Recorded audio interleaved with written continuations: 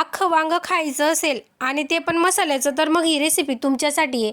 आपण एका पातेल्यात पाणी घेतलेलं आहे आणि त्याच्यात मीठ टाकून दिलेलं आहे. नंतर वांगे घ्यायचे, काटे आणि देठ काढून घ्यायचं. नंतर मध्ये 2 चिरा लावून वांगे कापून घ्यायचे.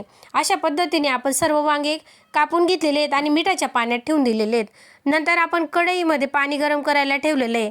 पाण्याला उकळी आल्यानंतर आपण कापून ठेवलेले वांगे त्याच्यात टाकायचे आहेत आणि त्याच्यात मीठ आणि हळद हे पण टाकणार आहेत. नंतर आपण झाकण लावून थोडं मंद आचेवर वांगे शिजू द्यायचे आहेत.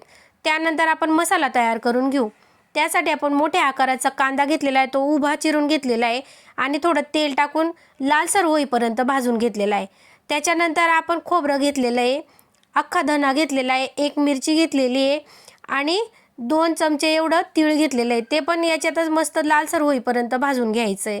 नंतर थोडी लसूण घेतलेले आहेत आणि आलं घेतलेलं आहे आणि कोथिंबीर, हे सर्व मिश्रण एकत्र करून मिक्सरला बारीकसर असं दळून घ्यायचं आहे. आपला मसाला तयार झाल्यानंतर आपण कढईमध्ये तेल गरम करायला ठेवलेलं आहे.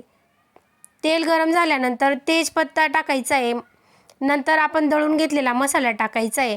तो व्यवस्थित परतल्यानंतर आपण बाकीचे मसाले पण टाकणार आहेत. त्याच्यात आपण हळद टाकणार आहेत, लाल मिरची पावडर आणि गरम मसाला टाकणार आहेत. थोडा चवीपुरता मीठ टाकणार आहेत. मीठ कमीच टाकायचं, कारण आपण वांगे जे शिजवलेले आहेत त्याच्यात पण मीठ टाकलेलं आहे, म्हणून आपण चवीपुरता मीठ टाकायचं आहे. मस्त मसाल्याला तेल सुटेपर्यंत मसाला हलवून घ्यायचा आहे.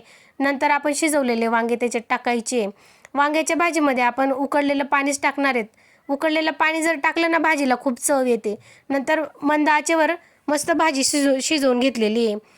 नंतर आपण कस्तुरी मेथी टाकून दिलेली भाजीत. एकदम मस्त टेस्टी भाजी बनते. लाईक शेअर करायला विसरू नका.